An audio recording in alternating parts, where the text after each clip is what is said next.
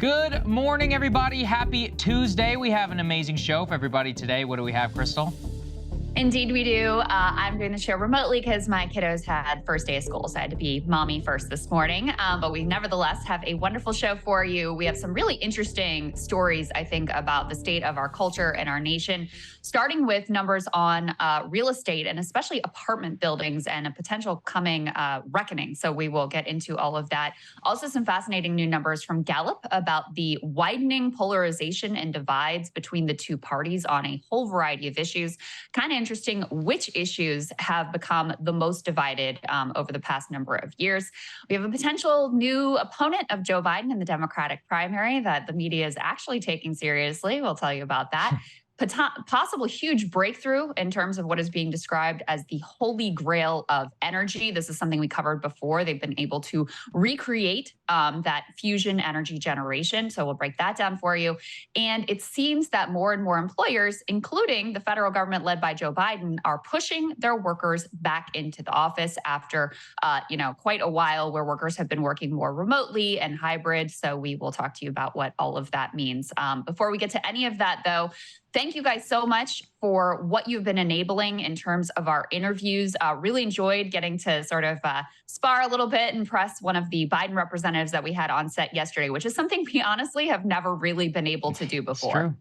Yeah, that's right. We're going to continue to have him back. I'm excited to spar, I think, with him just a little bit more. We got to get some more into the weeds. We've also got some very interesting guests that I'm excited to debut here with you, Krystal, to the show. We can't reveal yet some of our methods, but I think people are going to enjoy it. Once again, it is only a testament to some of the shocking people who do agree to come on the show to what has been built here by our audience. So breakingpoints.com if you are able. We want to take a step and actually look at some of the big macro problems that are facing the country. And one of the ones that we hear from you guys all the time is about housing. And so it's not just, though, that housing market and how it's affected your own personal life. It really also relies on the commercial property sector. And something that Krystal in particular and I have been really looking into is about the debt bomb that could come as a result of work from home and the economic changes that have come since the pandemic. So let's go ahead and put this up there on the screen. We're beginning to see this now materialize in the marketplace as interest rates begin to rise. What you guys can see in front of you is a piece from the Wall Street Journal with two very important parts. One is called, quote, "The Real Estate Haven Turning Perilous with Roughly $1 trillion Coming Due." You can see there that the outstanding multifamily mortgages from the Mortgage Bankers Association has reached well above the normal level of 2010, increased throughout the late 2010s, but has now come to almost $2 trillion. What you can also see in the costly loans chart there, which is on the right for those who are watching, is that the apartment mortgage rate is dramatically higher than the 10-year Treasury yield, somewhere between the 5 and the 6%. That's just on average. And of course, increased interest rates are continuing to put pressure on that. And so what they call this is that it's $1 trillion coming due in loans. Nobody knows if these are actually going to be able to even make them. Many of these, quote, private real estate firms are funded mostly by floating rate debt and small investor cash, now have even bigger competitors in the multifamily market. Some paid high prices based on rosy expectations of steep rent increases for years to come, and now they are having trouble making the math work. They have already shown that there's a huge amount of acquisition happening in the space. And in some cases, Krystal, these loans are not even able to be acquired by some banks and some purchases out there. So this could have a massive impact on our economy and on our banking sector in particular. Yeah, that's right. So there are a few categories of commercial real estate that are really in trouble right now. One that we've talked about before and which has gotten a lot of attention is office buildings. Understandably, people are working remotely more now. I mean, the vacancy rates are extremely high. And so you have a lot of office buildings with, high vacancy rates, much lower valuations, and with interest rates rising because of the Fed, this not only ups the mortgage rates for, residential homes where people are just buying homes, this also really hikes interest rates for all sorts of commercial properties. So you have that as a very obvious problem and a lot of that debt coming due, what's been described as a debt bomb sort of looming over all of that. But the second most troubled class is actually apartment buildings. And this has escaped some notice. But traditionally, this class has been seen as very sort of solid, very reliable. Of course, people have to have a place to live, they have to be able to make their rent. And so some of these property owners thought that they could just raise rents into oblivion and that would be able to make the math work. But with interest rates going up as rapidly as they have, a lot of them are now in really tough positions. So from that article that we had, you have one, Peter Sadaloff, they describe as a veteran real estate finance executive. He described this as a hydrogen bomb scenario.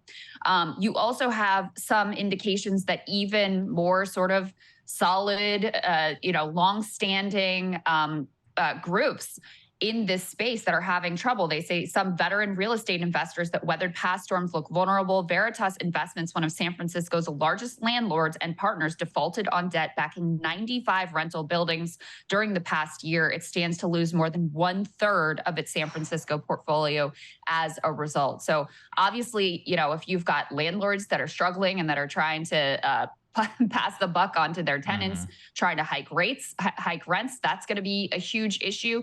If you have landlords going into default, if you have cascading impacts on the banking sector, this all has potentially massive ramifications. Yeah, and as I referenced earlier, let's put this up there from Bloomberg, another great chart that we can actually go ahead and show people, which is that many of the property loans that are outstanding right now are so unappealing that the banks, quote, want to dump them. What they point out is that commercial property loans have a massively dried up market with very few options for an easy exit. All these lenders, including JP Morgan, Goldman Sachs, they've been trying to sell debt, which is backed by office, hotels, and apartments in months, but are having trouble actually finding anybody to buy this because nobody believes that the underlying loans will actually be made whole. And as you can see, actually right in front of you, it shows why apartments is really second to office buildings in what's in trouble. Property values are down some 30% in the office sector just over the last 12 months. Apartment buildings, on average, almost down 15%. Hotels, industrial, seem to be hanging on. Malls, we did an entire segment about that, and even self-storage have taken a hit to some degree. So you have two problems there. Not only are you having the interest rates continue to go up on mortgage and on loans and some of these adjustable rate things, but you're also seeing an overall decline in the value, so these guys can't even sell it without being made whole. So this is a real nightmare scenario because the banks can't get anyone to buy the debt, and then once these people do default, if they do want to sell the underlying asset, they'll have to sell far below maybe even what's outstanding on the actual loan. So the big problem is that a lot of this also is concentrated in previously prosperous areas. As you referenced San Francisco, I was reading that the tri-state area in particular, which has suffered population loss during the pandemic, has also been suffering. And of course, they have had the biggest problem in terms of work from home and how much of their economy, even here in Washington, D.C., many northeastern cities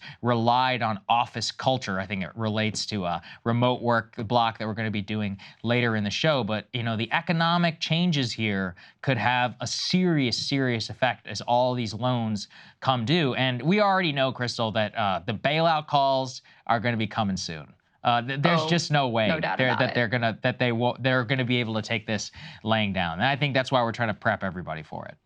Yeah, and there's a couple other things to say about this. So the trouble in the office space class and the trouble in the apartment building class is a little bit different. So for office space, you both have the fact, and this is why office space is the most troubled, you have the fact that interest rates have spiked and you have these super high vacancy rates, especially in cities like San Francisco, cities like LA, cities like New York. Apartment buildings are actually full. They have low vacancy rates. We've had an issue of not having enough apartment buildings being built, too low supply. There's actually, I just saw some charts about how there's a huge increase in the amount of apartments that are coming into the market. So that is good news for renters. So the issue for apartment buildings isn't low vacancy rates. The whole issue here is basically interest rates. The fact that the Fed hiked rates at such a rapid pace by historical standards, that's what's caused all the stress in terms of that asset class. And you had, some new players that got into this game that came in with a set of assumptions that turned out not to be true. And so they just can't make the math work now. But one other commonality with the office space is how much of that debt is now coming due. So banks, they see this writing on the wall. They see that these assets that they have are in trouble. They're trying to offload them in some sort of an orderly fashion, and they just can't find buyers. So even though in some cases they're willing to take a haircut just to have liquidity so that they have some sort of, stable basis and they aren't overly exposed, they aren't able to find anyone to take the deal. So it's hard to even say at this point what the appropriate valuations are because there are so few buyers in the market to actually figure out what the market valuation is. They flagged in that article one potential big sale that's being managed, they say, by brokerage Newmark Group Incorporated. The FDIC, the Federal Deposit Insurance Corporation, is actually seeking to offload $60 billion of real estate-backed loans that they ended up with because of Signature Bank failing.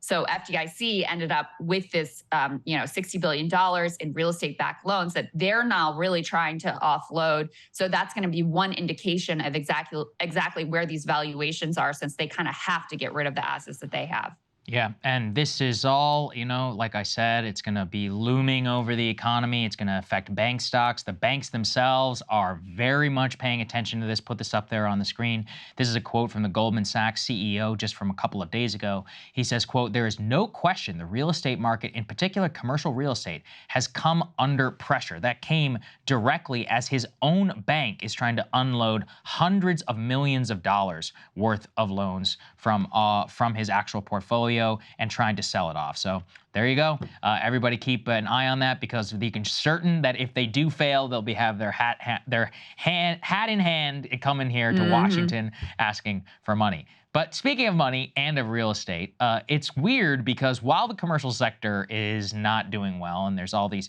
issues on that side, at the same time, housing affordability has never actually been worse here in the United States, especially given what's going on with interest rates. So let's go ahead and put this up there on the screen. The mortgage rate actually just this week hit a 23-year high. As Mortgage News Daily writes, quote, "Is there any hope?" And as they actually point to, we now have mortgage rates so high that we haven't seen them since 2001, near the dot-com era. I'll let you guess how exactly the price looked back 23 years ago and ask you whether it was maybe a tiny little bit affordable, even if the interest rate was high. We have not actually seen any aggregate decrease in price in real estate markets. In fact, the news just came out today, Krystal, that in 2/3 of all real estate markets, prices have never been higher for homes. So it's not that prices dropped for homes as mortgage rates continue to go sky high. It's just that they stopped growing as much as they did over the last decade or so, and in particular, the last 2 years. The underlying value, because of our lack of supply of housing, has actually not gone down. So the interest rate remains so high now that the math on some of these transactions really starts to boggle the mind. One tweet in particular put it in perspective. Let's go ahead and put this up there. Shows you. Let's say you have a new mortgage math. You have a $1 million, this guy's from San Francisco, so that's why he's using these numbers, but it applies to everybody. Say you buy a $1 million house with $200K down at a 7% rate mortgage. That's an $800,000 loan.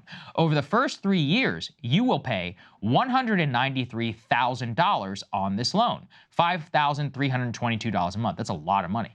After that $193,000 of payments for your $800,000 loan, the loan now stands at $774,000 and $500. You have paid $166,000 in interest and just $25,000 in principal. So as you can see from that, Krystal, the math here is just absolutely brutal. And yeah, like I said, the guy lives in San Francisco, so the numbers are very large, but that same math applies to anybody, even if you're not taking out a jumbo mortgage, even if you're saying you're buying a $300,000 or a $400,000 house, the proportion is not going to change. You're going to be paying vast majorities of your sums in the initial years straight to the bank in interest payments because the price of the asset remains so high. I mean, really, we have never seen housing less affordable than it is right now. And then worse, not only is it not affordable, okay, say 5 years, most people, they're not even barely able to put up 20%. So let's take in, they're putting 5, maybe 10% down, something like that. And then 5 years from now, they have a couple of kids. They're like, hey, I want to move. And you try to sell. You got no equity in your house. You have almost nothing. Yeah. You're effectively renting it from the bank. Whenever you add on top of that, like property taxes and everything, you're renting it from the bank in the city. You got almost nothing in this house by yourself. So that strikes at the core and the bedrock of what the American dream was supposed to be. Yeah, it's the worst of all worlds. I just saw a report yesterday evening that home prices are ticking up again, hitting record highs in nearly 2/3 of major markets. So I'll never forget, Saagar, when we covered a poll of the number of people who were cheering for a housing market decline because they were hoping that maybe prices will come down and I'll have some shot at some point in my life at being able to become a homeowner, which, the way that we have our economy structured is like the way to build sort of stable middle class prosperity. And it's been the exact opposite. I say it's a worst of all worlds because on the one hand, you have very low supply because a lot of people who have houses don't want to sell because they don't want to have to get a mortgage rate at the new very high rates. You have those high rates making it so unaffordable for anyone new to get into the game as well. Then you have prices that have remained high and now are actually ticking up. So this is a report from Black Knight that I'm looking at. They say prices grew by 0.8% in June after slowing for more than a year, pushing prices to record levels in around 60% of the nation's major housing markets. So when you consider very high mortgage rates and record high prices, it's just a disaster for anyone who ever aspires to be able to get into this market. And then you pair it with the last story about all of these landlords that are under financial pressure also because of the rates, and they're trying to hike rents. So renters are getting screwed as well because of that scenario. Housing is this underlying issue that I think gets far too little attention in Washington, but is one of the most important factors in people's quality of life. Yeah, I think you're absolutely right. We have to continue to stay on top of it.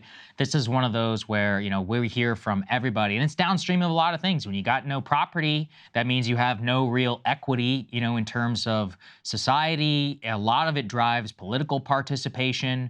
Permanent rentier class is one of the things that we've always striven to make sure that we avoid here in the United States. It has all kinds of social downstream terrible effects, really. And then it really is the number one way to accumulate any sort of intergenerational wealth over the years. It's one of the most important economic markers. I'm not saying things should work this way, but that is just the way it is. If you're going to deny that to the entire new generation, don't be surprised what comes down the pipeline. So we'll continue to keep an eye.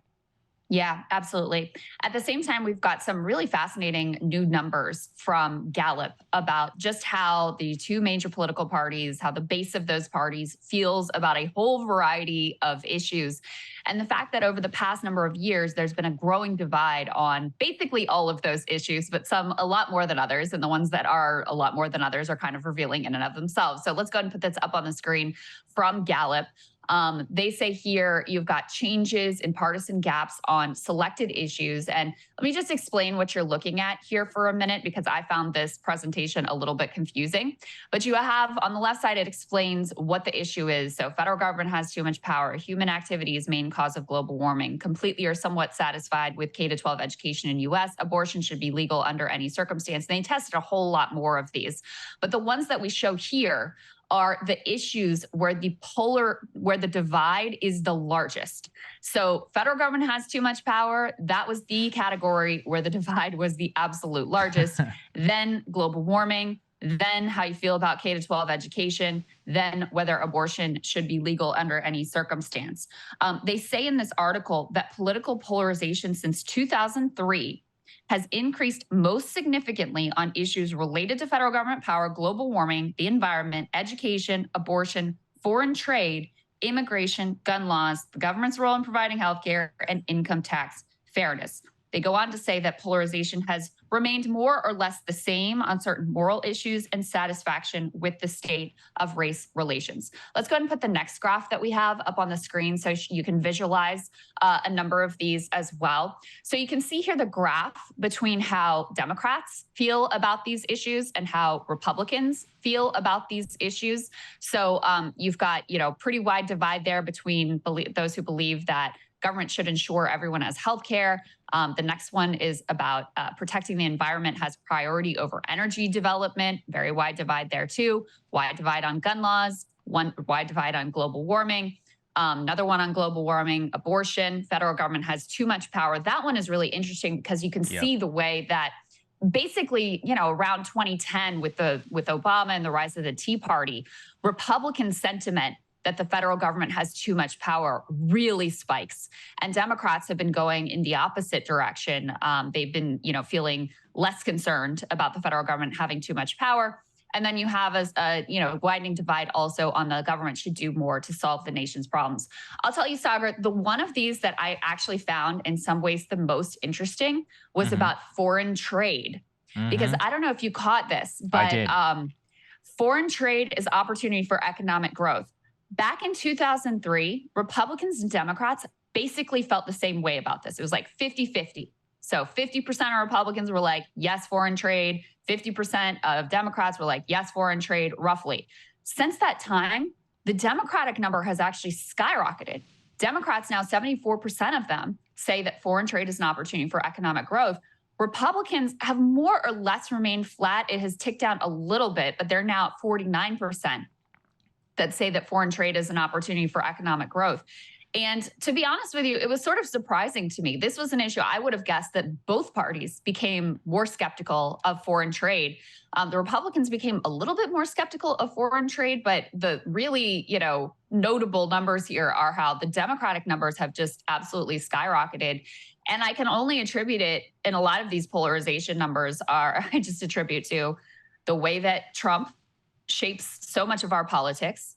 The way that partisan affiliation, trumps any sort of like independent thinking in a lot of regards, like wherever the team is, that's where I'm going to go. And Democrats increasingly define their team as just being the opposite of wherever Trump is.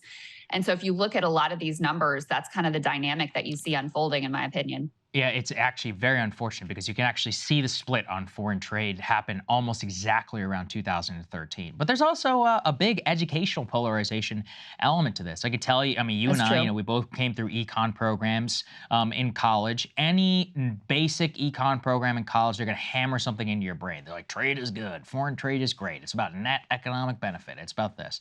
And it's only until you start reading about the cost of so-called net benefit when the net benefit goes to China or Mexico or Canada or the EU or Japan. And then you're like, oh, well, actually the cost on the side of the equation was us. And then the benefit was to the people over there and then a bunch of bankers here in the US. Now we're not talking in economic terms. We're talking a little bit more in human and political economic terms. That's part of the issue, I think, is a big one.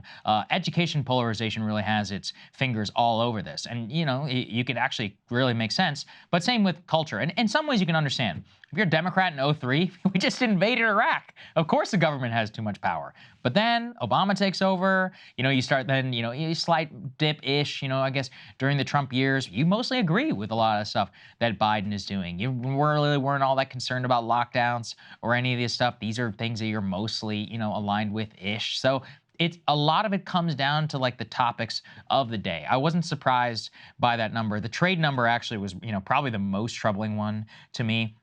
In terms of where the biggest difference in Republicans have, you can also see really what happened with Trump, the fact that the immigration number dramatically declined, almost 30%.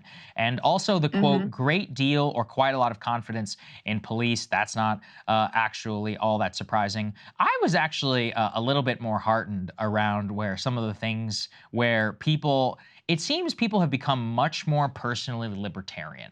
And I don't think that's necessarily a bad thing. So for example, like if you look at things like not only the gay marriage number, but if you really look at things like divorce being morally acceptable or, people having children out of wedlock, all of that. No one's saying like these are necessarily good things like that, but the moral equation, the moral police, like the original kind of Christian cancel culture that was so prevalent in our politics from the 1970s, really up until the 2010s, that is a basically dead consensus, which for somebody like me, who grew up in the evangelical heart of Texas, I can't help but say it's a good thing. But of course, that's going to dramatically change things in the way that all of our culture looks like and how people personally feel about certain things. I think that's very interesting. It was fascinating to me, the places where things diverged.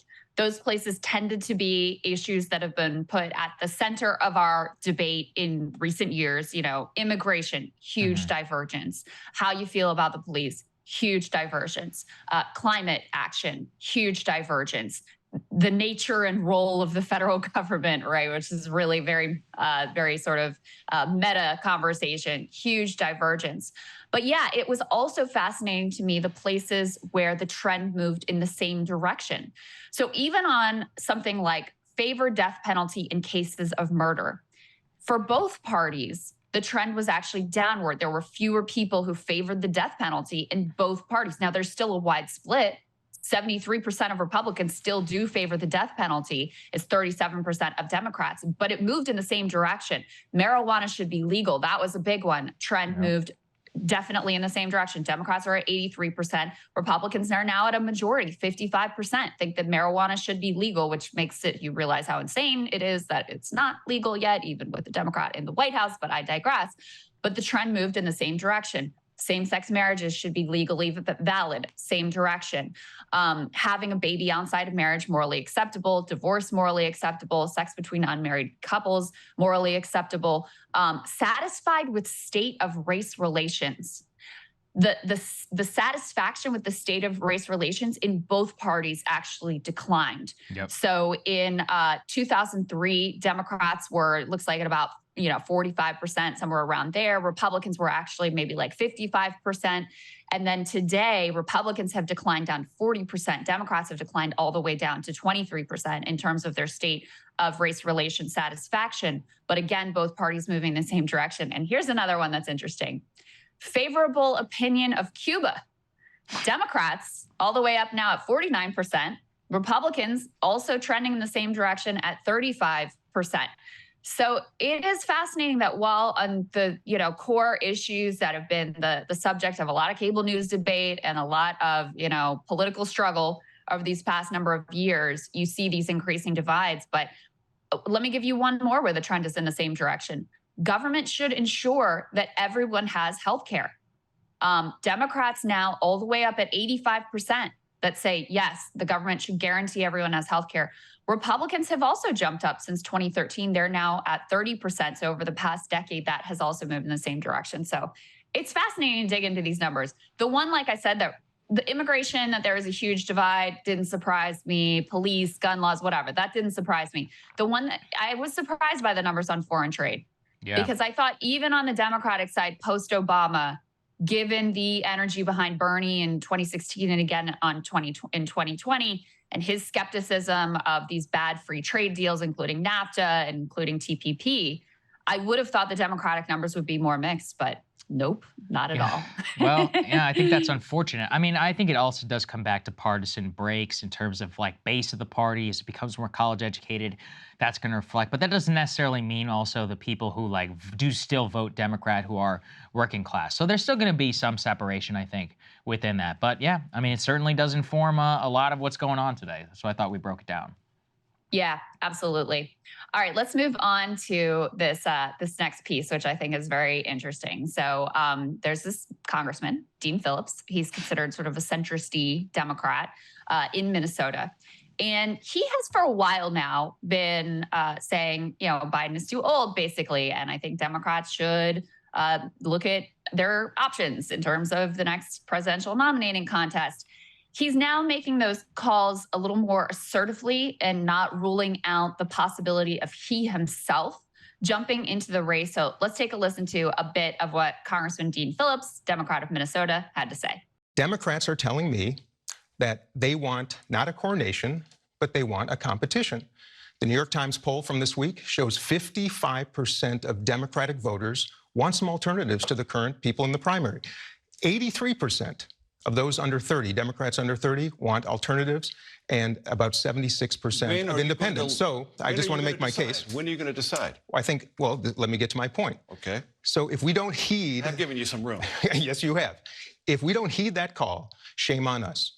And the consequences, I believe, are going to be disastrous. So my call is to those who are well-positioned, well-prepared, of good character and competency, they know who they are, to jump in, because Democrats and the country need competition. It makes everything better. That's my call to them right now. So if they don't, you will?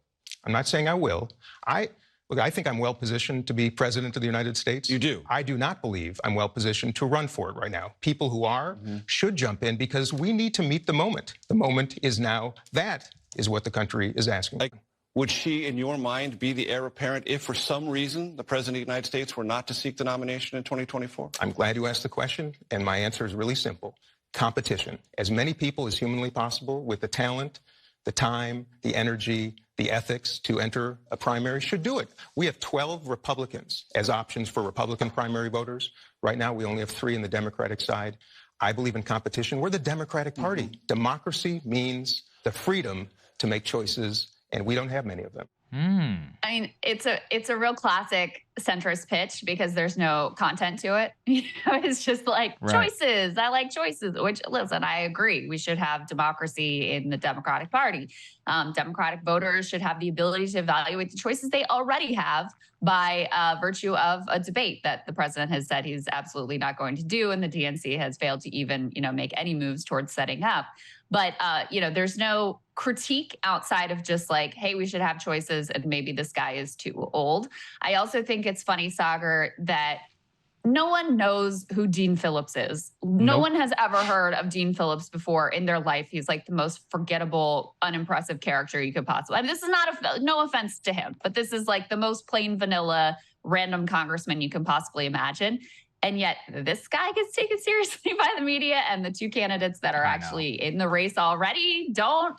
Explain that to me. Oh, it's outrageous. You got some freaking backbenching congressman on Face the Nation. This is one of the most supposed important political shows in the country. Marianne Williamson and RFK Jr. are polling well above the threshold for a debate. To my knowledge, RFK has not been on Face the Nation, nor has Marianne Williamson. I mean, you got Major Garrett there, like treating this guy like he's serious. What, just because he was elected to, Congress? It's just one of those where it's ridiculous, the disparate amount of treatment which is happening here, but also so deeply indicative of so many problems in our primary process. We have it too, in many cases on the Republican side. You could see, Ron DeSantis, look how much more seriously he's taken than Vivek Ramaswamy. By many, accounts, they're polling in very similar positions. Vivek's media coverage is beginning to tick up with the polling. Yeah. Maybe I guess they're a little bit more likely, but they're still treat Mike Pence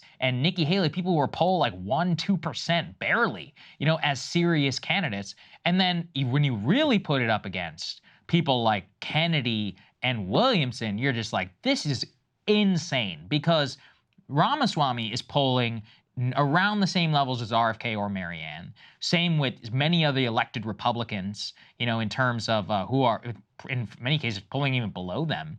And yet they're getting media treatment and not them. So it's just totally crazy. And this guy, he hasn't even announced. Kennedy and Williamson are actually running. Like, what are they doing? Yeah, well, and I love, too, how his call for choice doesn't include any sort of reflection on the candidates that are in the race, or acknowledgement that they really even exist. So there's that as well.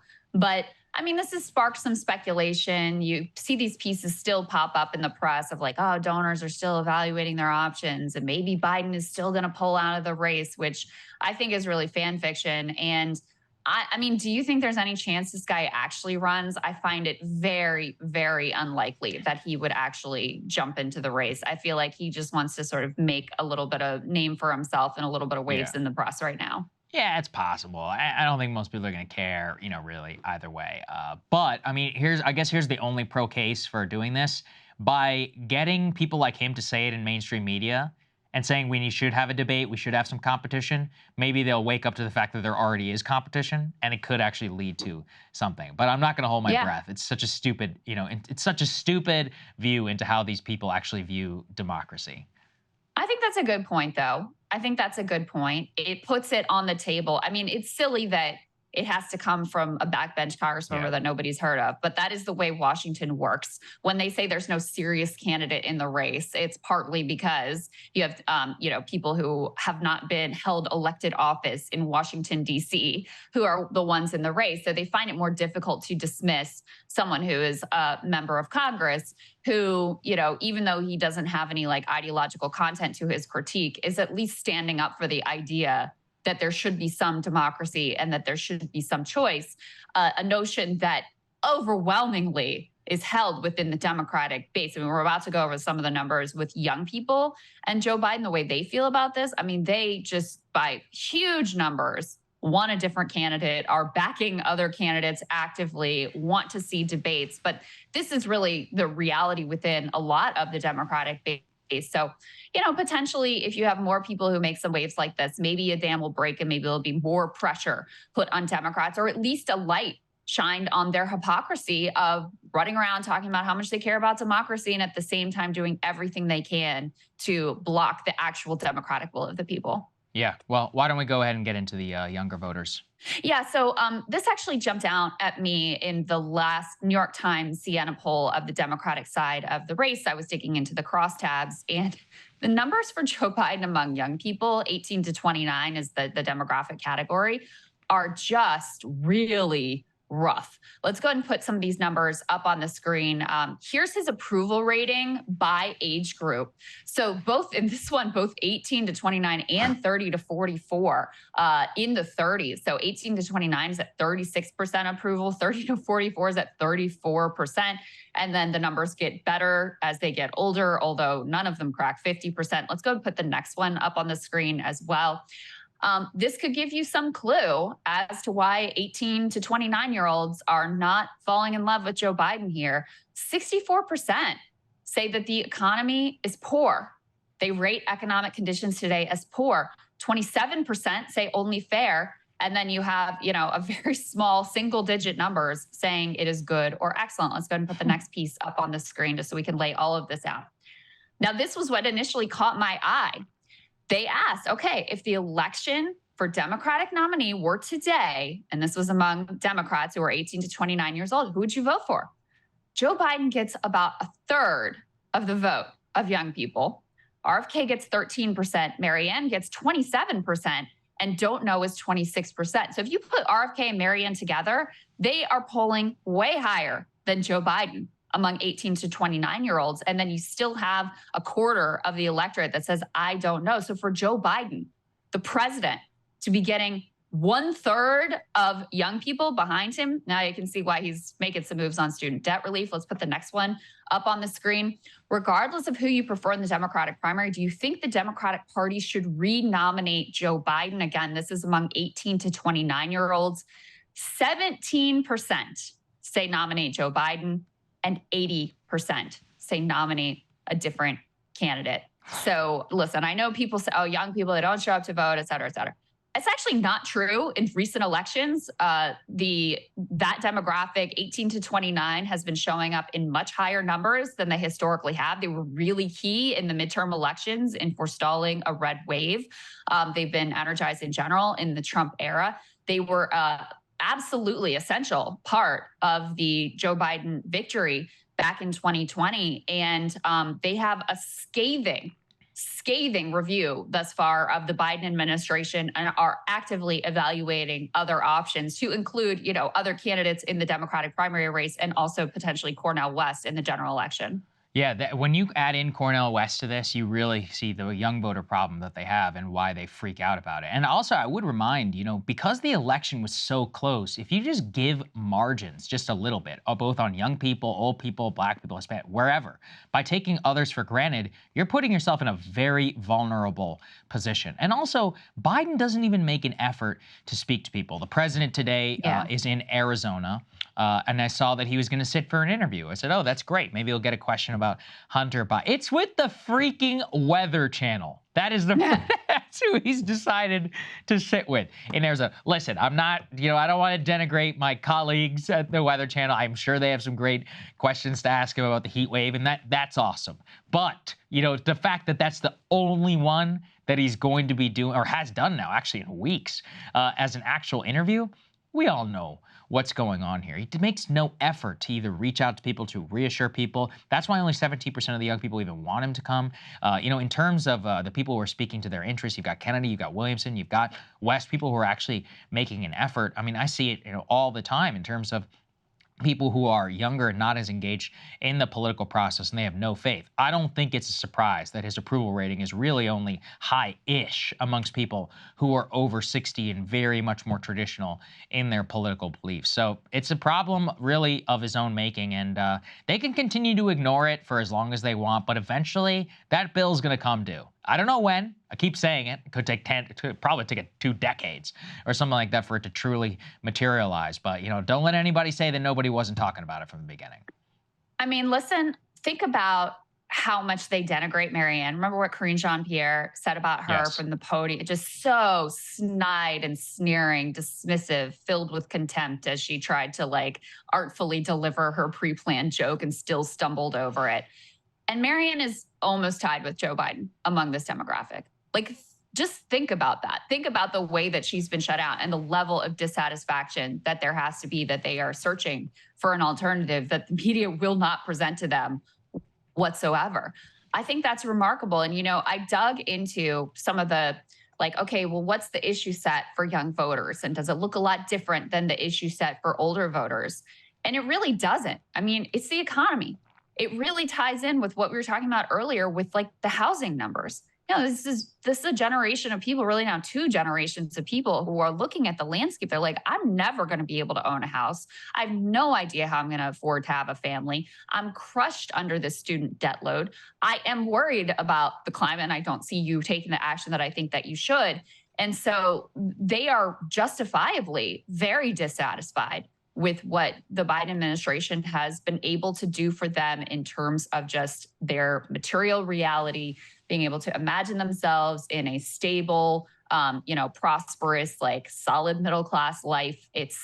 Those chances feel vanishingly small. And it wasn't always this way. I always think it's important to point out, at the beginning of the Biden administration, young people were his strongest constituency.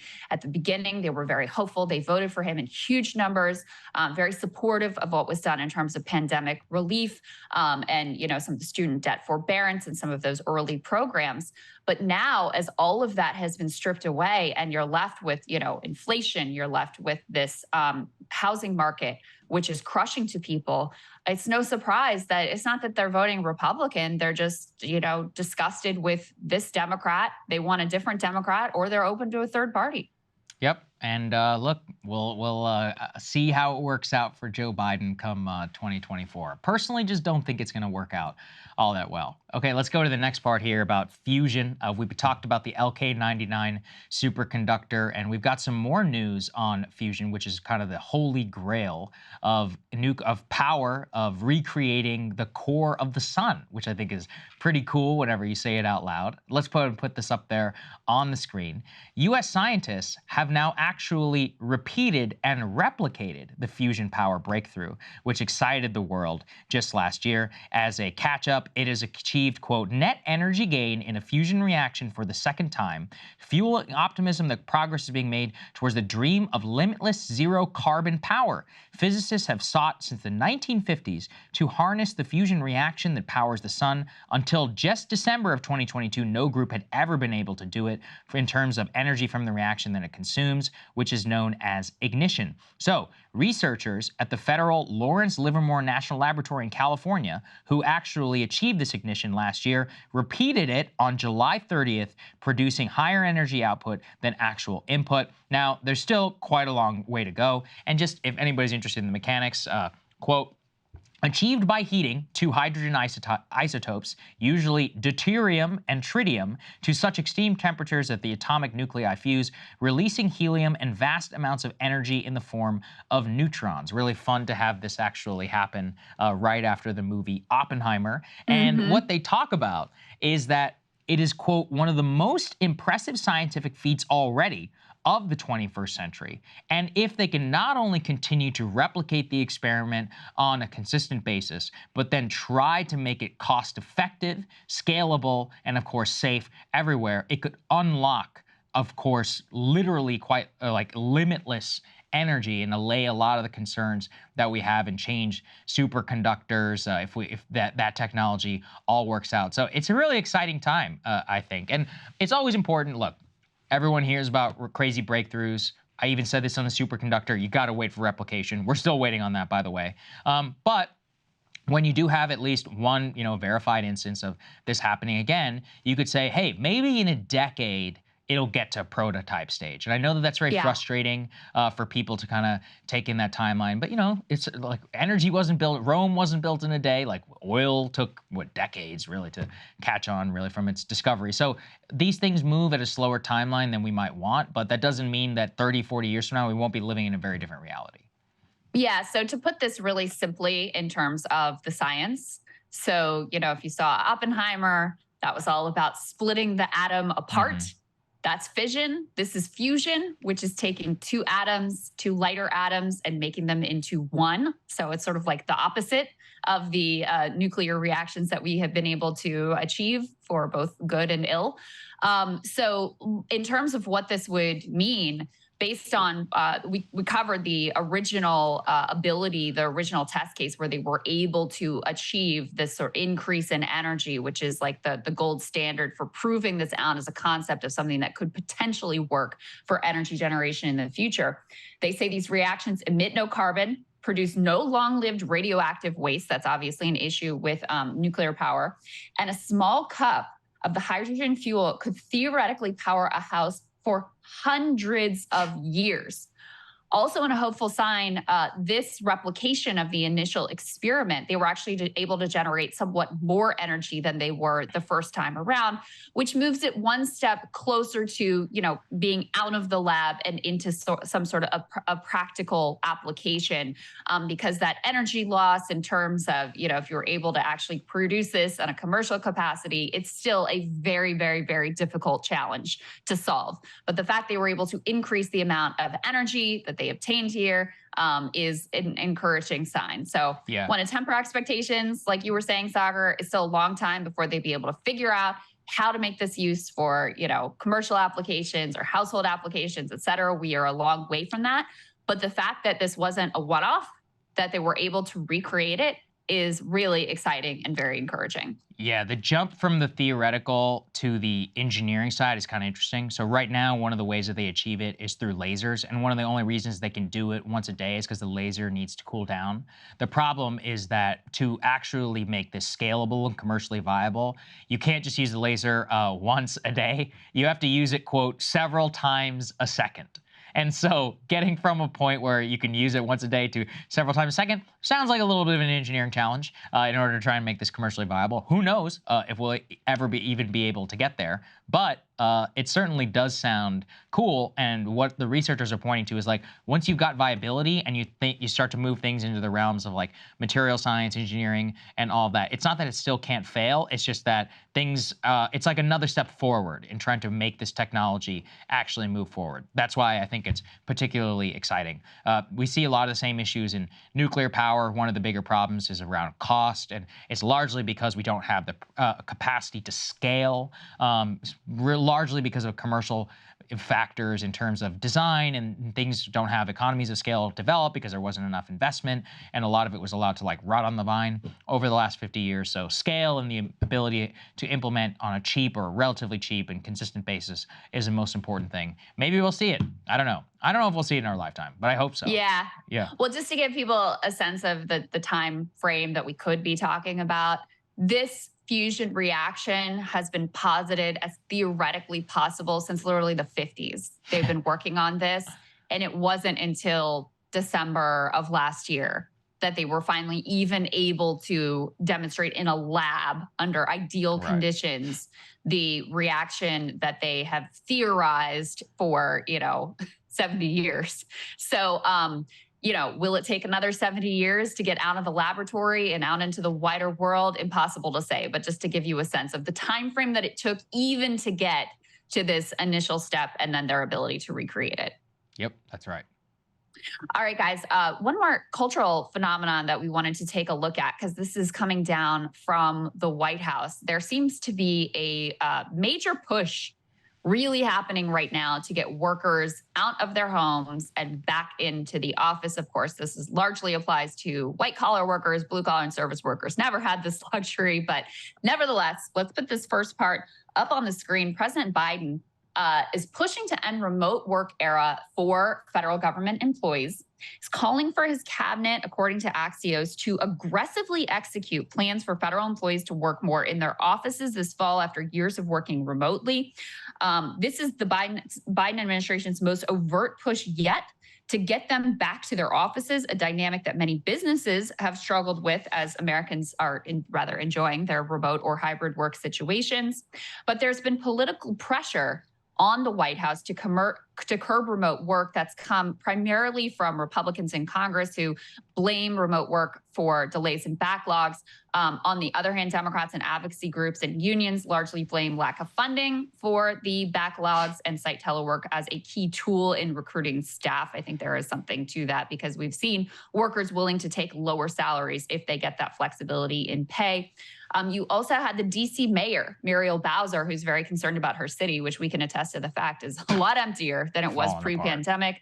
Yeah. She's really been pushing also to try to get the White House to force workers back in to try to revive the DC economy.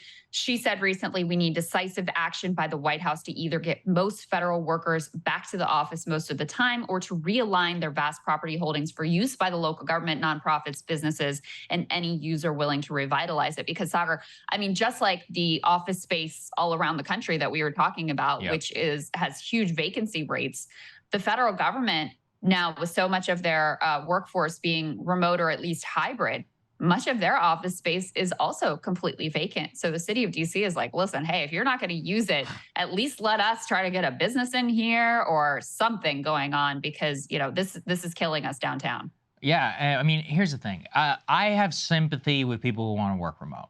But I was telling you yesterday, I saw that the FAA is apparent. Many parts of the FAA, not the air traffic controllers per se, don't want to go back in the office. And I'm just like, look, guys, my flight was actually literally canceled because of FAA incompetence. So unless that starts working properly, that's just not going to fly.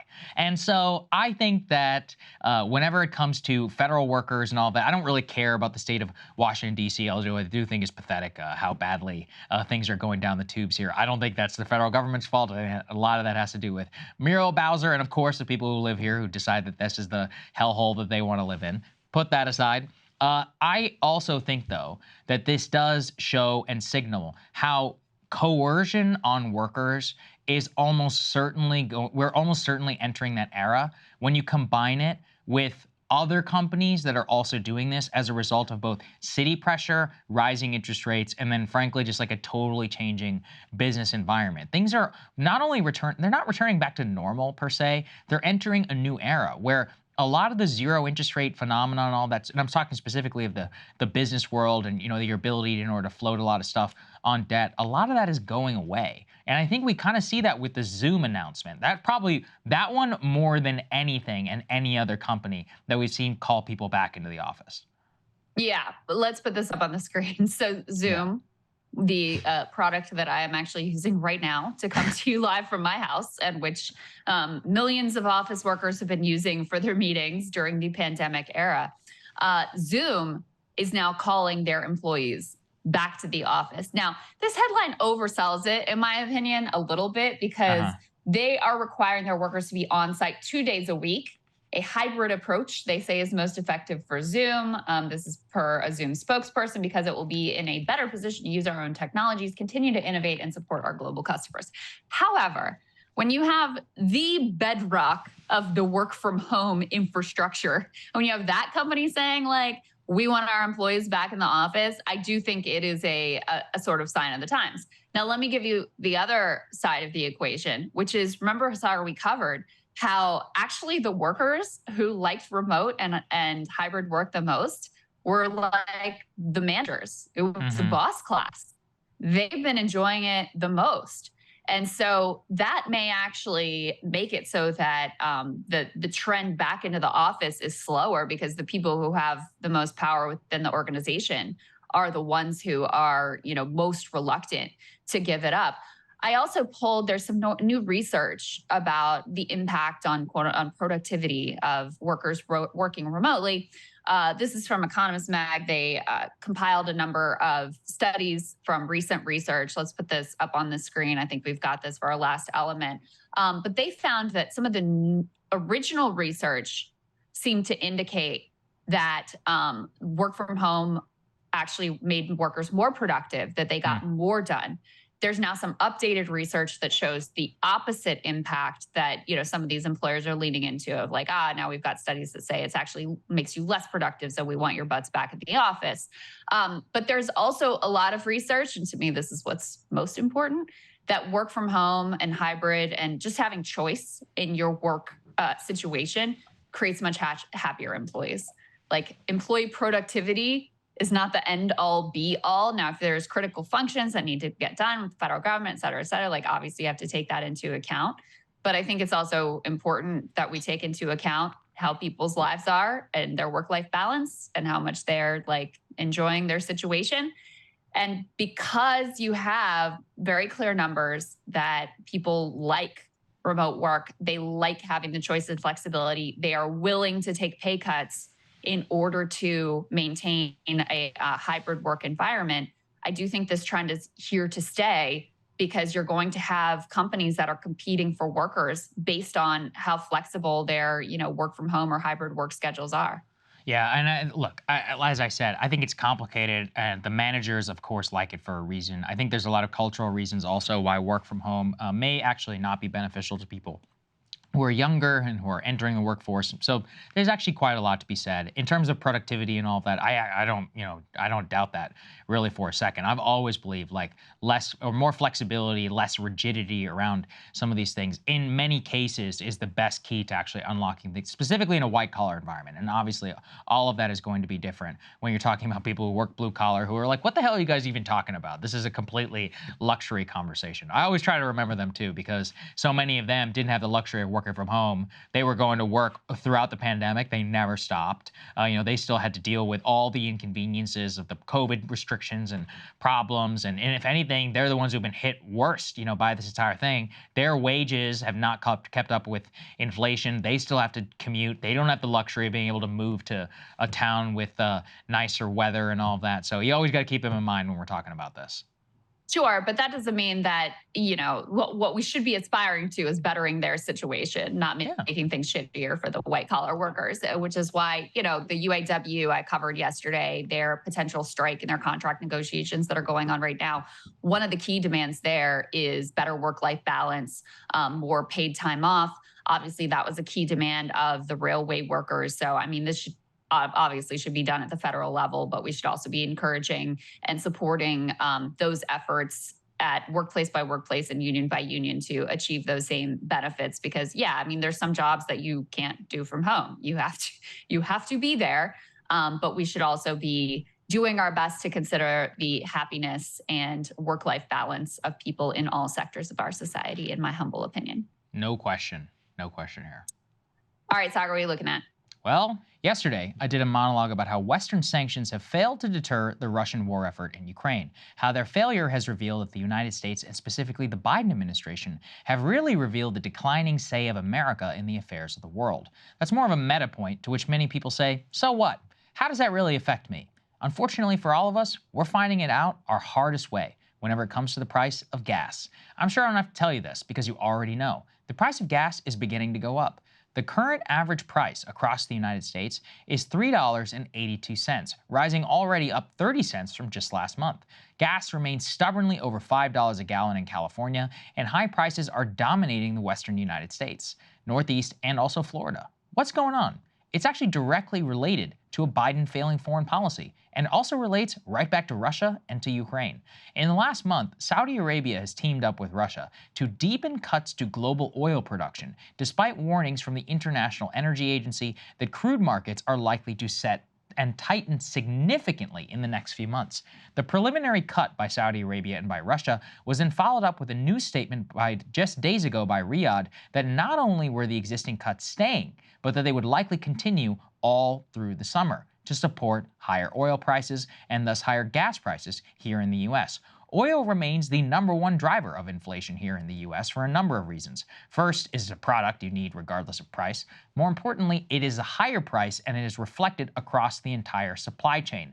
Anything from materials to food that needs to be transported is going to be impacted by the price of oil, and specifically diesel. In just the last 3 months, wholesale diesel costs have jumped 46%, jet fuel's up 40%, gas has rose 19%. This is going to massively impact Fed policy. If high gas prices remain throughout the next year or so, it will continue to encourage the Federal Reserve, pushing interest rates even higher, aimed at getting Americans to consume less. The sledgehammer to the economy could easily put us back even more of a recession when we're already in. It could even trigger a large collapse. The worst part is that we have literally no barrier to save the US economy should we even get to that point.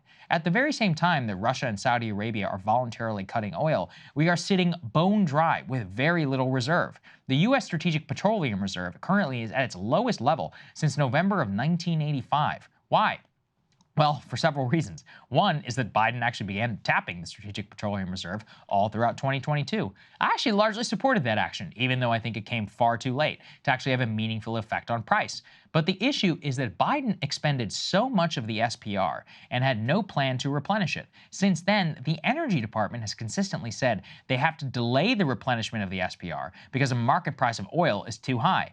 This, of course, is a bat signal to the market and others. Keep the price high as long as possible, force Washington to pay whatever they want.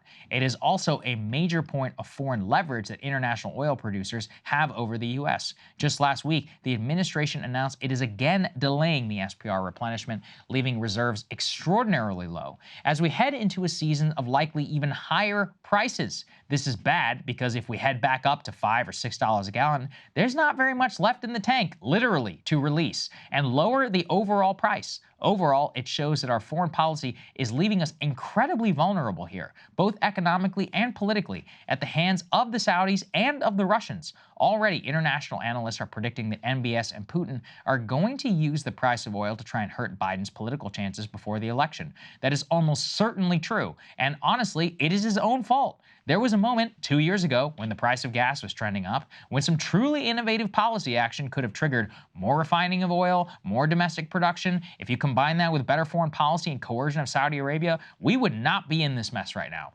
Instead, Putin and MBS have now read their man. They know that Biden is not actually going to do anything to cut off Saudi Arabia or punish them. Just this year, we continue to ship them billions of dollars of weapons. They know that they can be openly disrespected, and all that will really happen is a strongly worded statement from Biden. Putin, meanwhile, is openly showing that the so-called Western boycott of Russian oil, that he is confident enough that buyers, he can even cut production and increase the price on his Asian buyers with no repercussions at all. All of this could lead to a terrible scenario really not that far away. Sky-high oil price, declining economic prospects, no way out. The entire reason the Strategic Petroleum Reserve exists is because the US went through the horror of the oil embargo in the 1970s. The irony is we somehow are still dependent on, in many cases, the same nations for gas, with almost no innovation in our oil infrastructure since then. The failure of imagination and the short-term thinking here of the Biden administration has left us incredibly vulnerable. Krystal, I'm curious what you make of all of this, specifically, the SPR getting drawn down so significantly. And to me, it's just really a failure of imagination. I mean, whatever happened with Venezuela, right? Whatever happened with Iran? There's a lot of other places that you can buy oil. What about here at home? Why are we not using, many export controls that we could in order to force the oil companies not to be selling, to a global market? There's so much that actually could have happened. And now, he's put us in this position and he's very vulnerable because of it. Yeah, well, like you, I supported the SPR release to try to curb prices. I do think it had some impact, although it's hard to say exactly how much at the time. But prices were so high that, dramatic action needed to be taken. But on the foreign policy front, I mean, there's just no denying it. That our foreign policy vis-a-vis the Saudis makes absolutely no sense. Clearly, the theory from the Biden administration was like, oh, if we go and we're nice to them or whatever, then maybe we'll get a better deal. Clearly hasn't worked out. They are 100% going to actively meddle in our election in 2024 and try to get Trump in because they like him better and the Russians like him better, whatever. So that's definitely happening. As you covered yesterday, the Russian sanctions have been a failure. They have not really hurt Russia, but they have hurt us. So there's that. The attempt to get back in the Iran nuclear deal obviously completely fell apart. That was something we were sounding the alarms about early on in the administration with Dr. Trita Parsi, who was saying, listen, now is the time to act. This is the time. It's not going to get any better. There's now next to no hope that that deal is going to be brought back in. And I've heard nothing about any sort of negotiations with Venezuela in quite a while. So, yeah, on terms of the foreign policy, I think it's fairly undeniable.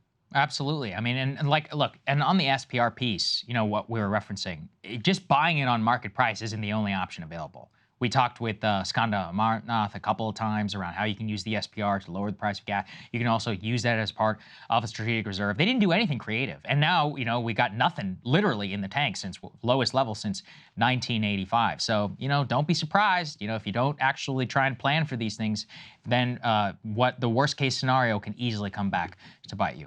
Krystal, what are you taking a look at? Huge election today in the state of Ohio that could be potentially bellwether for 2024. Let's go ahead and put this up on the screen. The backstory here is also really interesting. This is from Bolt's magazine. They say, in an attempt to fool voters, Ohio GOP sets up vote to weaken direct democracy. Let me explain what's at stake. They say voters will decide today whether to adopt a proposal that would increase the threshold to change Ohio's constitution from 50 to 60%. That would make it harder for residents to get constitutional amendments on the ballot in the first place as well. So the idea here in terms of what's being voted on today is you can vote yes, and instead of being able to change the Ohio Constitution by 50+1, that threshold would go up to 60+1. But the backstory here is part of what makes this sort of democracy ballot initiative so interesting, because in the fall, there is a ballot initiative that voters are going to have a choice to vote on that would add a reproductive rights constitutional amendment into the Ohio Constitution. Right now, the pro-choice side is winning that fight dramatically in terms of what the polls say. So Republicans, realizing they are unlikely to win at the ballot box in the fall on this abortion access constitutional amendment, they want to change the rules of the game so that they've got a better shot at being able to block that abortion rights constitutional amendment from coming. So they did a bunch of maneuvering to try to get this thing on the ballot super early here in August. It's an odd time, and they'd previously been against August elections, but let's put that aside. And so they are trying to make it so that it'll be a lot harder to get that abortion rights amendment through. Thus far, though, it doesn't look like the plan is working out too well for them. Let's put this up on the screen. So first you can see this is the support per a USA Today poll for the abortion rights amendment. 58% of residents in Ohio, which at this point is quite a red state, are in favor of adding that amendment to guarantee access to reproductive services, whereas 32% are opposed. But on this ballot measure that is being voted on today, let's put this up on the screen, you also have a very lopsided result. Only 26% of Ohio voters support changing the threshold to 60%, over 57% who say, no, we want to keep the direct democracy that we have as it is. According to Bolt's magazine, this is part of a broader push among Republican parties across the country who realize at this point that when they have these pro-choice versus pro-life ballot amendments, that voters are overwhelmingly backing the more liberal pro-choice position. And so there's been a number of states where they've tried to change the rules of direct democracy to give their side a better chance. Bolts Magazine name checks Arkansas Republicans. They recently passed a law that makes it harder to qualify for ballot measures. Utah did the same. Arizona Republicans tried to do the same last fall. Republican legislators in Florida, Idaho, Missouri, North Dakota, and Oklahoma have made similar attempts. And now Ohio is trying to play the same game. So that's what's actually on the ballot right now. Thus far, it looks like turnout for this kind of random August special election is absolutely through the roof. Put this up on the screen. Analysts looking at how many ballots have been cast early thus far say that they are at gubernatorial level of voting in this issue 1 referendum election, which is pretty wild. As of last Wednesday, more than 533,000 people had voted by mail or in person since early voting started. That's nearly double the final early voting figures for Ohio's 2 previous midterm primary elections, which included races for governor and for Congress. So again, take that in. As of last Wednesday, they already had doubled the turnout for the 2 previous midterm primary elections. So there's obviously huge interest in this. There's been a lot of money that has flooded into the state on both sides of this issue, and a lot of billionaire money coming in on the side of vote yes, which would undermine the direct democracy of Ohio citizens. And the last thing that I'll say here, and then I want to get Saagar's reaction, is 538 recently tracked how all of these special elections are going across the country, and it's actually quite interesting. Put this up on the screen.